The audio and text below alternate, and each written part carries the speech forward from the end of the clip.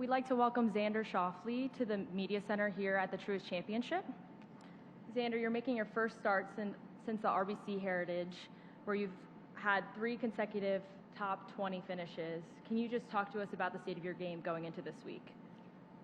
It's games. I feel like it's coming around. I feel healthy. I feel good. Just need to keep playing until I kind of get myself in contention to win. New course this week at the Philly Cricket Club. You just played 9. Can you talk about the course out there and what it's like to be in Philly? Yeah, it's been fun so far. The course is awesome. It seems like with weather, hopefully the weather kind of stays away. The course play gets a little bit firmer. I think scores may be, for some reason, whenever courses seem to be really, really hard, guys seem to shoot low. So I think this course is kind of middle of the road in terms of difficulty. I think there's some hard holes on there and some holes that are really gettable. So I think scoring is going to be relatively low. All right, we'll open it up to questions. You can raise your hand and we'll bring you over a mic. We'll start over here on the right. Hey, Xander. Does seeing the recent success of Rory and Scotty kind of give you any extra motivation to remind people why you won 2 majors last year? I don't think it's motivation to remind people. I think it's just motivation to play better and to keep working hard. Whenever anyone does anything, if I'm sidelined or have an off week, watching Scotty shoot the lights out in Dallas, that's motivating. So just motivating to get better at what I do and to show up and try and get myself in contention to win. Right here, front row. Because you guys play so many repeat courses throughout the course of the schedule, when you get to a course like this and you're seeing it for the first time, how do you approach your practice rounds? Try to take in as much information as possible. Maybe avoid a game that you normally play with some of the guys, a little 2-on-2 or 1-on-1. Just hit. I feel like when you're in Northeast, we've been on grain for a little bit, so there's a little bit of grain, I guess, with the bent greens, but for the most part, that long sort of, I guess it's bluegrass. It's like a thick blade, and your ball can kind of sit differently in it. So getting used to that is important, and trying to figure out where the pins would be and things of that nature. We'll go to James. Sorry if this one's been asked already. How is this course different from sort of a typical PGA Tour setup?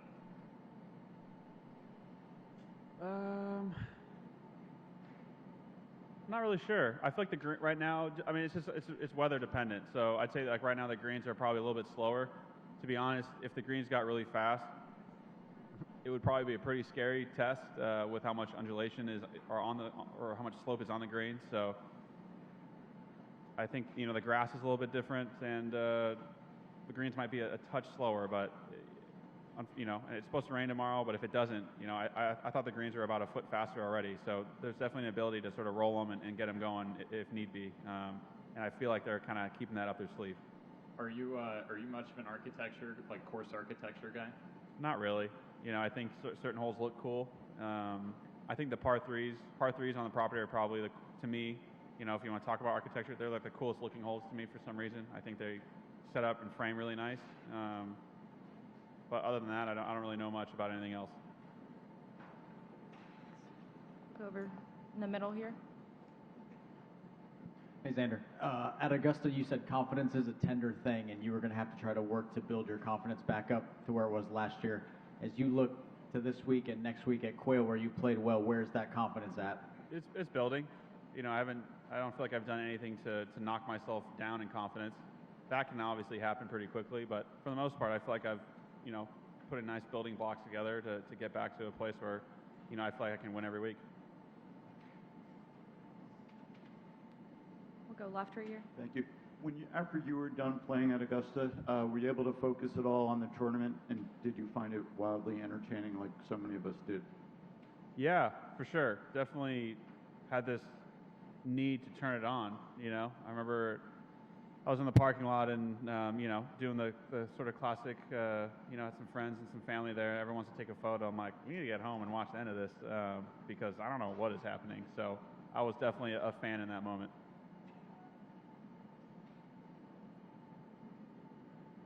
We'll go to Adam right here. Xander, does this course remind you of somewhere else you played in the past?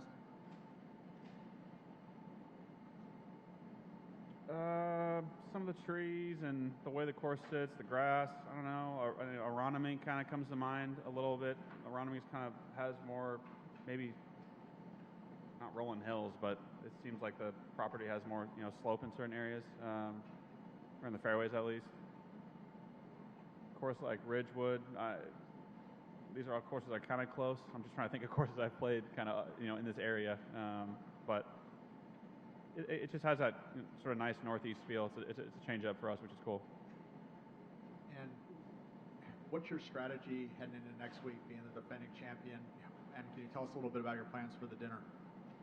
Yeah, it was, I didn't go do anything unique. I'd say it was sort of middle of the road, a steak option, a fish option. Wanted everyone to be happy with, or to be able to eat whatever they'd like. And I think the gift is pretty fitting for everyone. I think they'll enjoy it, and if they don't like it, they can re-gift it easily. So, what are you giving them?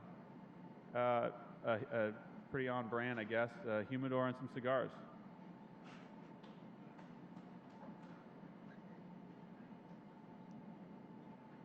We have time for a couple more. We'll go to Ron. Xander, over here. As you talk about confidence, do you have to just see something happen, or feel it to know, okay, I'm taking the next step? It's, I think it's sort of when it grows the quickest for me personally in tournaments, when I'm able to hit a certain shot, whether I'm uncomfortable or comfortable, just pulling off a shot, whether it's, a drive or an iron shot, we kind of get a feeling, and then you're like, all right, I just hit that, and you kind of stack up a few nice shots one after the other, and all of a sudden, you're just kind of on cruise control. Like when I watched Scotty, the way he kind of went around Dallas, he was kind of stacking up really nice shots, and sure, he missed, he'd kind of leak a drive out to the right, but you don't really think of that because you just hit 10 or 12 really good shots in a row, so it's easy to fall back into like a really good rhythm and flow. So just something of that nature. So I think the only way to really do it, you can do it at home, but that helps. But once you do it in tournaments, you can kind of go on autopilot almost. That's when it kind of becomes fun. James? Just following up on Michael's question from Rory's win, I'm wondering, are there any other golf tournaments that you can remember watching as a fan? Like, do you have favorite tournaments that you watched when you were, either not playing professionally or playing professionally? Yeah, it'd have to be something with Tiger. Watching Tiger live at Torrey Pines is something that comes to mind quickly. Tiger winning the Masters, Tiger winning East Lake. And then along the way, there's been times where, I had a few guys that I like out here, pulling it off as well. So, but in terms of the drama factor, it's been a while since there's been sort of that much drama, I feel like. Everyone I talked to was saying the same thing. It was like a must-watch, what is going to happen thing, you know what I mean? So it was unfortunate, obviously, that there had to be a loser there, but it was a cool thing, I think, for golf. Okay, we'll go to the left over here with Pete. You mentioned the grass and the new challenges that come with playing in the Northeast. We don't have a lot of events out here aside from the Travelers and the occasional major. Would the PGA Tour benefit from having a more consistent staple in the Northeast aside from the Travelers for the both fans and also for you guys to have more of a wider look at the Northeast? Yeah, I think it's for us. It's not really. I don't think we should play in certain places because the players would like to. I think if there's a big market and people that like to watch it and the correct sponsor, then I think we should play wherever that should be. So Billy's got some good fans, and they're into a lot of other sports, and I've heard there's a pretty good number of people coming out for this week. Hopefully the weather stays away and it's like today. That'd be awesome. So I'm sure the weekend, if it's like this, will be a good viewing and a good following. So yeah, if the fans and the community support it, then then we should be here. We got time for two more. We'll go to Adam right here.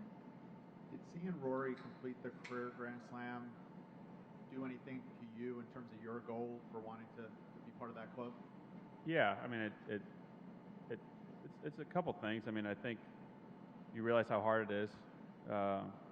You know, before it took him 11 years, and you know, Jordan's the next closest, and then everyone else before that had like 3 years before they clipped it. So, one, getting yourself into the position to do it would be awesome. You know, I'm far away, closer than some, but I still feel far away. I still need to win, you know, another major before, I should say the correct major before I'm in the talks of it. So, yeah, it's extremely motivating. It's something I've always wanted to do, and you know, I think there's a reason there's only 7 guys, and it should be you know, it's a big honor, and it's quite the career accomplishment. So, yeah, I mean, there's a lot of things that motivate me, but that's always been something I've wanted to do. All right. Thank you for your time, Xander. Thank Good you. luck this week.